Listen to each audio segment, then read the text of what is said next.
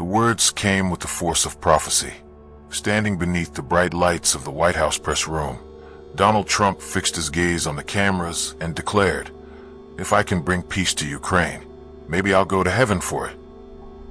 It was more than just another flourish of Trumpian bravado. It was a signal, the kind that reverberates through capitals and embassies, a clue that the game board of world politics was shifting again. For 3 years, Ukraine had lived under the shadow of war. The Russian invasion that began in 2022 had bled the country of towns, bridges, and lives. Entire neighborhoods had been reduced to rubble. The very idea of European security had been rewritten. For Washington, for Brussels, for Moscow, the conflict had become both a battlefield and a bargaining chip. And now, in 2025, Donald Trump, returned to power, louder than ever, was setting his sights on ending it in a way only he could. The stage was Alaska. On August 15th, the air was cold, the skies iron gray, when Air Force One descended onto the tarmac at Joint Base Elmendorf, Richardson. Minutes later, a Russian Ilyushin jet touched down. From its ramp stepped Vladimir Putin, the man who had thrown Europe into flames. Cameras captured the handshake, firm, long, the faintest smirk between two leaders who knew they were performing for history. Behind them, lined across the airstrip, American F-22s gleamed like silent sentinels, reminder of the stakes hovering over every word. The Alaska summit was no ordinary meeting. This was Putin's first step on U.S. soil in years, and Trump intended to make it theater. He ushered Putin into the beast, the armored limousine reserved for American presidents.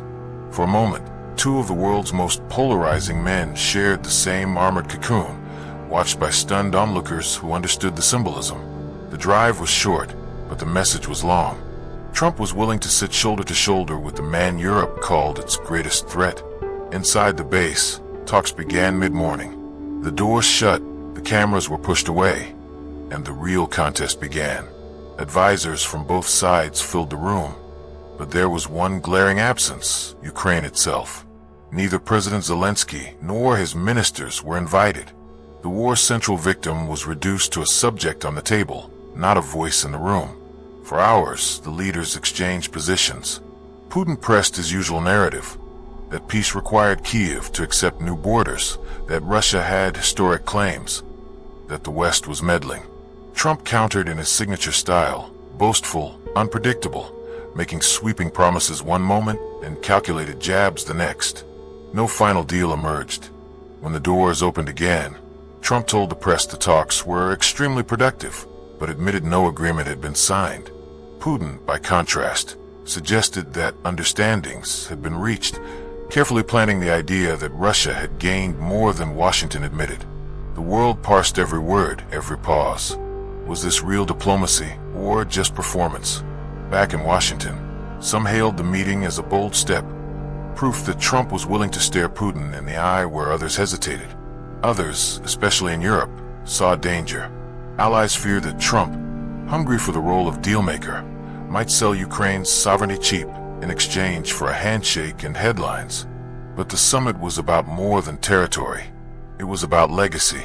Trump's statement that peace in Ukraine might send him to heaven wasn't about faith. It was about history. He wanted to cast himself as the man who ended a war that NATO could not, who succeeded where Biden, Macron, and Scholz had failed. Behind the scenes, documents hinted at just how orchestrated the day had been. Leaked notes described seating plans, menus, even symbolic gifts, a bald eagle statue to be presented to Putin as a gesture of strength and peace. Every detail underscored how much theater was entwined with substance, but substance was fragile. In Kiev, Zelensky made it clear, no peace could be accepted without Ukraine's participation. No borders could be redrawn by foreign hands. On Ukrainian streets, reactions were divided. Some, exhausted by years of shelling, clung to the hope that Trump could cut through the stalemate. Others spat the word surrender. Fearing Alaska marked the beginning of betrayal. Across Europe, leaders scrambled. In Berlin, in Paris, in Warsaw, questions multiplied. Was Trump positioning the United States as a lone broker, carving Europe out of the process? Was NATO about to fracture under the weight of American unilateralism? The Alaska handshake sent tremors through every alliance, shaking the idea of unity at its core. Markets responded first, as they always do. Futures dipped, shipping insurers hiked premiums, and semiconductor stocks wavered. The specter of peace, uncertain, fragile, perhaps illusory, was enough to spook investors who had built 3 years of strategies on a prolonged war. For Putin, Alaska offered its own stagecraft. Standing beside Trump at the press conference, he looked calm, almost amused. By attending, he had already broken through isolation. By shaking Trump's hand on American soil, he had reminded the world that Russia was still a power to be reckoned with. Whether or not peace was closer, Moscow had secured its narrative. Trump, meanwhile, leaned into triumph. It was a great meeting, he told a roaring crowd later that night. We had very productive talks with President Putin. We'll see what happens, but I'll tell you this, we're closer to peace than anyone else ever got. Closer than Biden, closer than NATO, closer than anyone. The applause drowned out the questions reporters still shouted in vain. The truth was simpler and darker. No borders had been moved. No ceasefire had been signed. No missiles had been pulled back from Ukrainian skies. But the signal had been sent. Trump wanted to be seen not only as America's president, but as history's peacemaker. And if the path to that legacy ran through Alaska, through Moscow, through Kiev, he would take it. Yet peace is never just peace. It is always leverage. And the Alaska summit was not the end of the war. It was the opening act of a new game, where silence and spectacle, power and patience would collide again. The cameras had caught the handshake, but not the calculation behind it. Trump was repositioning America, not out of generosity, but out of ambition. He had promised heaven, but the cost of that promise would be paid not in Washington or Moscow, but in the battered streets of Ukraine. And as the leaders departed Alaska, Trump back to Air Force One, Putin to his jet, the world was left with a single question. Was this the first step toward peace, or the first signal of a storm still to come? The return flight from Alaska was calm, but the storm had already spread across the globe. In Kiev, President Volodymyr Zelensky called an emergency session with his cabinet.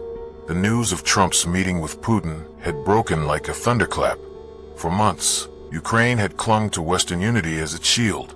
Germany sending weapons, Britain rallying sanctions, America guaranteeing support.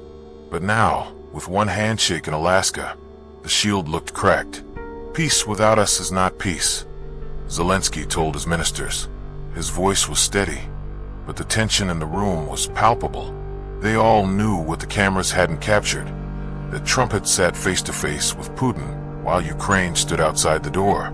To many in Kiev, it felt like the war's endgame might be written without their hand on the pen.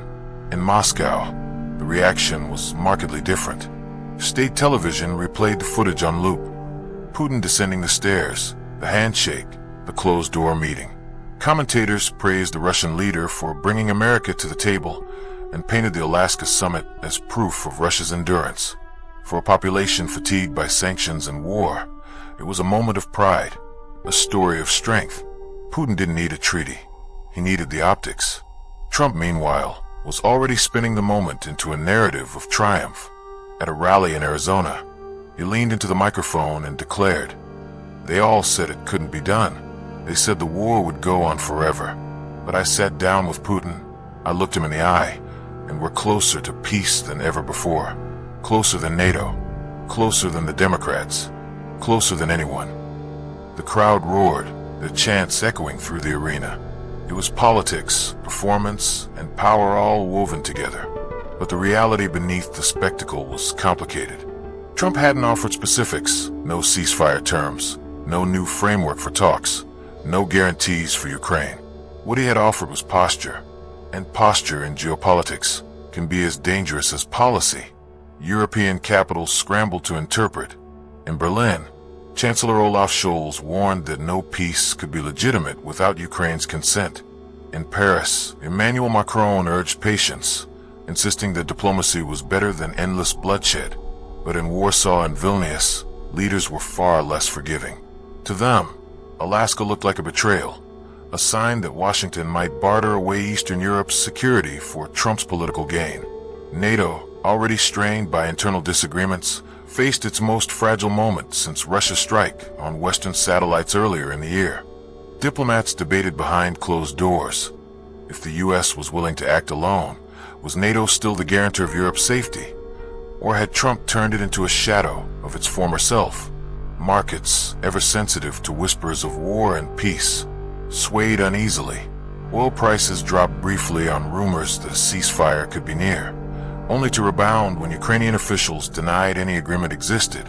Semiconductor firms in Asia saw their stocks swing wildly, as investors tried to guess whether Taiwan might be next on Trump's peace agenda. The financial world, much like the political one, lived in suspense. For ordinary Ukrainians, though, the suspense was unbearable. In Kharkiv, still scarred by artillery fire, residents watched news of Alaska on flickering television sets powered by generators. Some dared to hope that peace, any peace, might finally be on the horizon. Others cursed the idea, warning that any deal cut without Ukraine's voice would only embolden Moscow to strike again. In Washington, Trump's advisors wrestled with a paradox. On one hand, the Alaska summit had showcased Trump as the bold statesman, willing to talk where others faltered. On the other, it risked painting him as reckless, ready to make concessions without consultation. Within the Pentagon, generals warned that Russia had shown no signs of pulling back troops. Intelligence reports suggested new weapons were flowing into the Donbass, not fewer. The war machine had not slowed. But Trump was not concerned with machinery. He was concerned with imagery. Every rally, every press conference, every late-night truth social post hammered home the same theme. He alone could deliver peace. And every repetition cemented the idea that the Alaska meeting was not an isolated event, but the opening move in a larger campaign. For Putin, the calculus was equally sharp. By appearing at Trump's side, he had cracked open a door to legitimacy he had long been denied. Sanctions remained, the war ground on, but Alaska gave him a new narrative, that Russia was not isolated, that the United States itself recognized Moscow as an indispensable player. It was propaganda gold, and Russian media mined it ruthlessly. Back in Kiev, Zelensky fought to reclaim the stage. He issued a statement late into the night, reminding the world that Ukraine's borders were not bargaining chips. Our sovereignty is not a theater for foreign hands, he declared. Yet even as he spoke, the weight of Alaska pressed down. Ukraine was no longer the main actor. It was the prize others sought to claim. The silence between the leaders' words was deafening. No ceasefire had been declared. No armies had withdrawn. The war's thunder still echoed across the Donbass, still shattered windows in Mykolaiv, still stalked the skies above Kiev. And yet, the Alaska handshake had changed the world's perception. It had made peace seem both closer and further away. Closer because two giants had spoken, further because the smallest voice, Ukraine's, was left unheard. For Trump, the next step was clear. He teased further meetings, hinting at new talks, dangling the idea that Alaska was just the beginning. "We're going to keep working on it," he told reporters. "It's going to be historic. Maybe the most historic peace deal ever signed. Bigger than anything else. People said it couldn't be done, but I'll do it." For NATO, the question was whether to follow or resist. Could the alliance hold together if Trump pursued his own path? Or would Alaska mark the first crack in a wall that had shielded Europe for 75 years? The answer remained uncertain, but one truth stood out. The war in Ukraine was no longer just about territory or sovereignty. It was about narratives, who controlled them, who defined them, who won them. And in that battle, Alaska had tilted the balance. As the world held its breath, one reality lingered. Peace, if it came, would not be the quiet signing of a treaty. It would be theater, staged for cameras, amplified through rallies, immortalized in headlines. And in that theater, Donald Trump and Vladimir Putin had already taken their places. The question now was whether Volodymyr Zelensky, or Ukraine itself, would be given a role at all. The day after Washington breathed, the fallout of the Alaska summit and White House talks descended like a cold rain.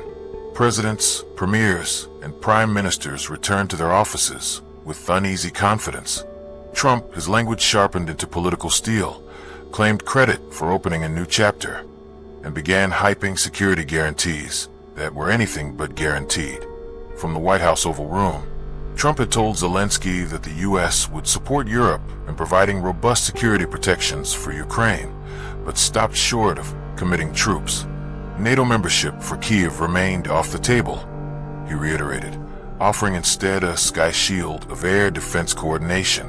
Zelensky accepted the gesture with gratitude, but pressed for enforcement, real, boots-on-the-ground commitment that went beyond rhetoric. European leaders found themselves in a delicate dance. Britain's Keir Starmer returned to London and outlined his four-point coalition of the willing. A new peacekeeping force, led by the UK and France, would only deploy after a comprehensive ceasefire. Emmanuel Macron struck a tone of hopeful resolve, while Ursula von der Leyen warned that this wasn't enough.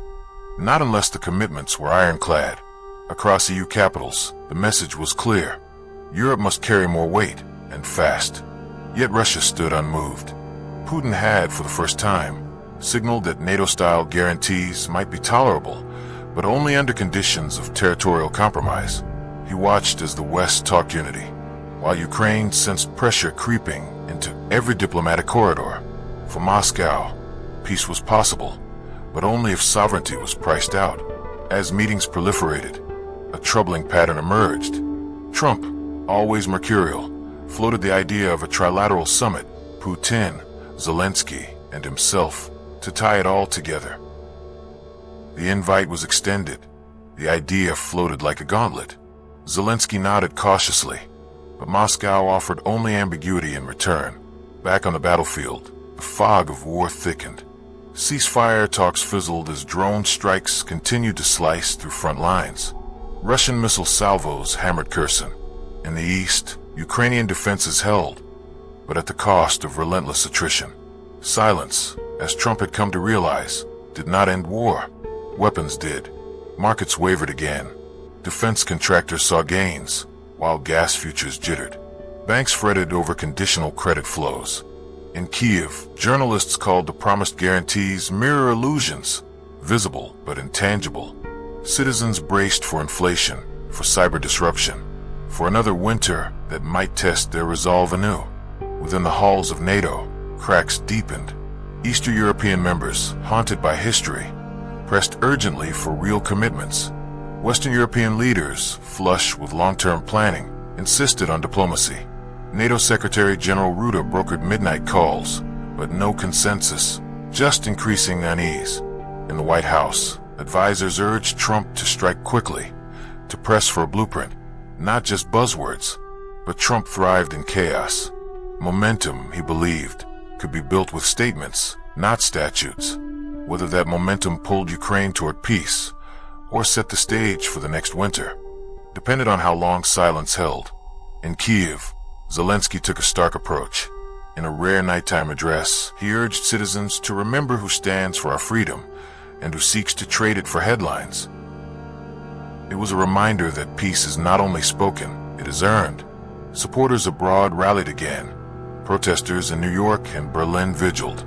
But in Ukraine, hope and anxiety coexisted. Every promise from Washington was parsed for betrayal. Spring yielded to summer. Ukraine's fields lay scorched. Cities braced for renewed power blackouts. European capitals debated funding packages, military airlifts, humanitarian corridors. But the theater of diplomacy outpaced the reality of survival. For Ukrainians, every diplomat became a potential savior or saboteur. Trump plugged on. At rallies, he cast the entire conflict as a historic test. I offered peace, he told supporters bluntly. I built the talk. Now it's up to everyone else to seal the deal or watch the world fall apart. The crowd roared. Legacy, theater, and stakes wove into one. Meanwhile, Putin leaned into the momentum. His aides boasted of having reset the conversation, not through tanks or bombs, but through words and at Trump's invitation. He tested Western unity while planting seeds of doubt. Was Europe strong enough to withstand a wavering America? In that tension lay the crux. Peace need not happen. War only ends when enough powers believe in resistance, and only if Ukraine, the nucleus of the conflict, remains at the core. As the final frames of our story settle, we see four lines converge. Trump's quest for historic closure, Putin's strategic patience, Zelensky's desperate defense, Europe's fractured resolve. In the silence between them, Ukraine trembles, waiting to be heard. This is not the end. It is only the beginning, because in the end, history will remember not those who said peace, but those who fought for it, and whether America's heavenly promise became legend or illusion.